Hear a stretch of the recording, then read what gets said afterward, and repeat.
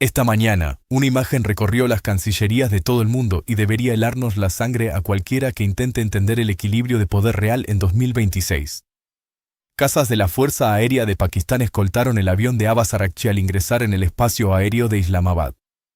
No fue un protocolo de rutina, fue una coreografía de poder. La fotografía oficial muestra al canciller iraní caminando por la pista de la base aérea de Nurkan, flanqueado por el ministro de Exteriores pakistaní, Isaac Dar, y el jefe del ejército, el mariscal de campo Asim Munir.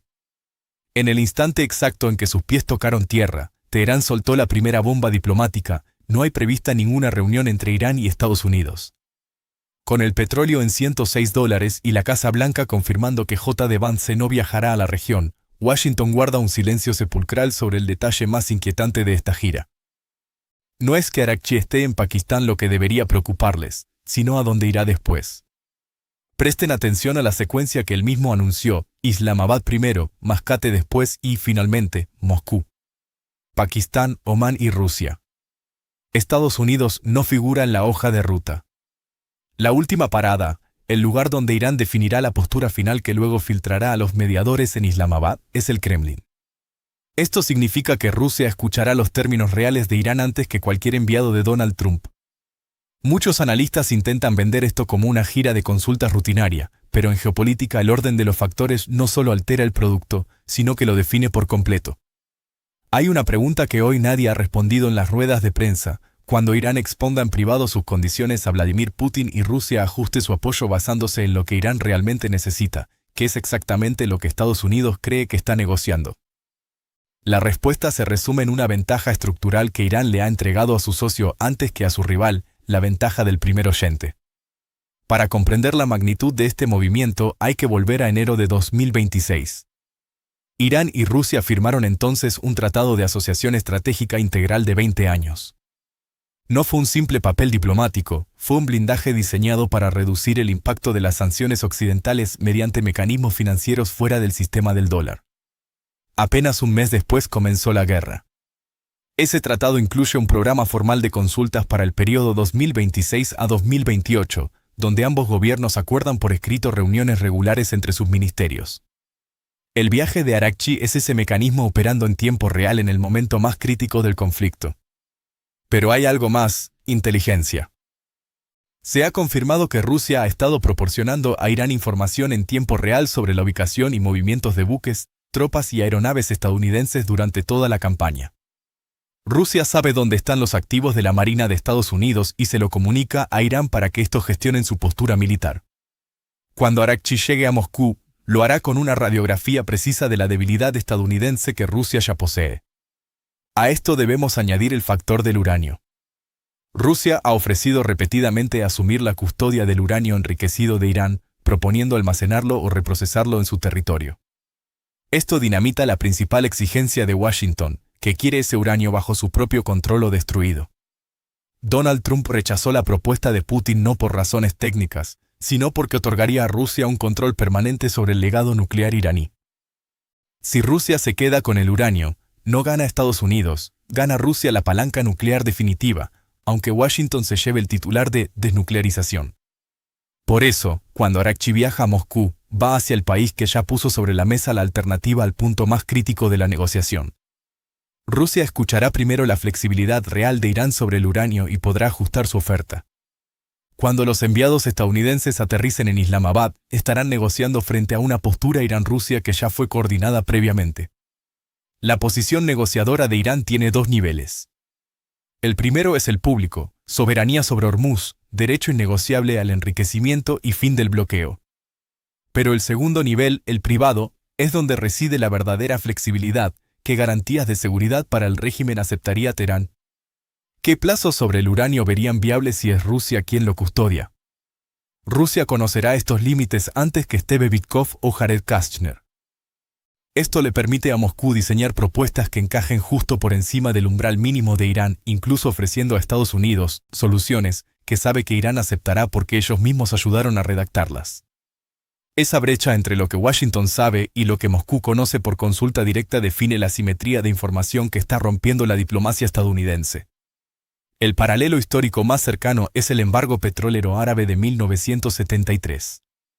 Cuando Egipto y Siria se preparaban para la guerra de Yom Kippur, no consultaron a Washington, sino a la Unión Soviética. Los soviéticos conocieron el plan, ajustaron su apoyo y posicionaron su diplomacia para maximizar la presión sobre Estados Unidos. Cuando llegaron las negociaciones de alto el fuego, Moscú no se sorprendió por ninguna propuesta egipcia porque ya las conocía todas. Hoy, Irán aplica la misma lógica. Rusia ajusta su apoyo en inteligencia satelital, su cobertura diplomática y su veto en el Consejo de Seguridad de la ONU según lo que Irán realmente necesita, no según lo que declara en sus redes sociales. Mientras tanto, China observa desde la sombra con una sonrisa estratégica.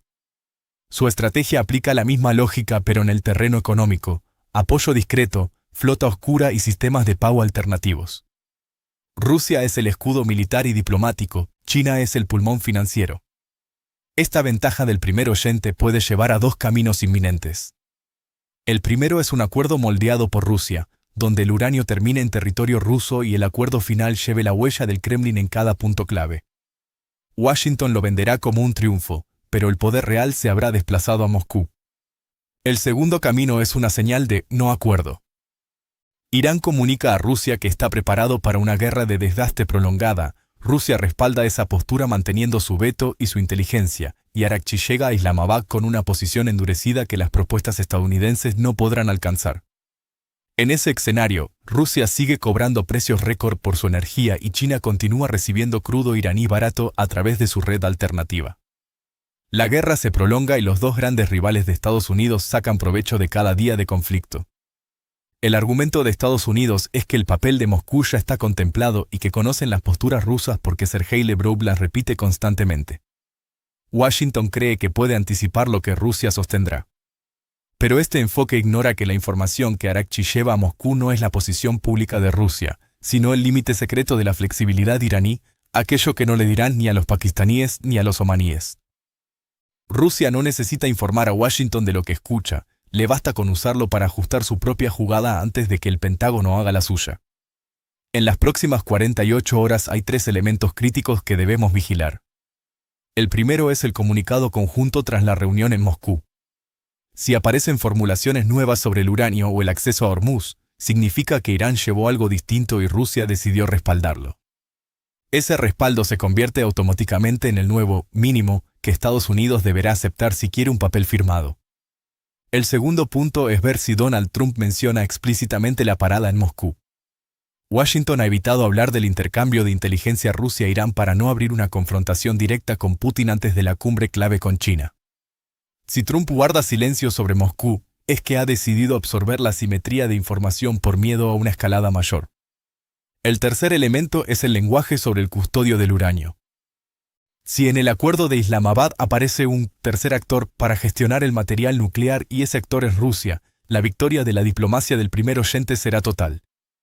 Moscú habrá moldeado el corazón de la negociación sin disparar un tiro y sin aparecer en las explicaciones oficiales estadounidenses. Conviene revisar cada palabra del mensaje de Arakchi donde dice que nuestros vecinos son nuestra prioridad. Es un mensaje cifrado. Estados Unidos es el extraño en esta habitación. Rusia escucha las condiciones de Irán directamente de un socio, Estados Unidos las recibe filtradas por un mediador. No es lo mismo. En ese espacio entre ambas conversaciones se está decidiendo si el acuerdo que obtenga Washington será un paso hacia la paz o simplemente lo que Irán estaba dispuesto a ofrecer antes de coordinar su próxima jugada con el Kremlin. La historia nos enseña que cuando una potencia deja de ser la primera en escuchar, deja de ser la que dicta los términos. El 27 de abril de 2026 podría ser recordado como el día en que la diplomacia estadounidense se volvió irrelevante en su propio juego. Gracias por acompañarnos en este análisis profundo de economía sin verso. Manténganse atentos, porque la verdad no está en los titulares, sino en el orden de los destinos de un avión escoltado por cazas. Nos vemos en la próxima actualización.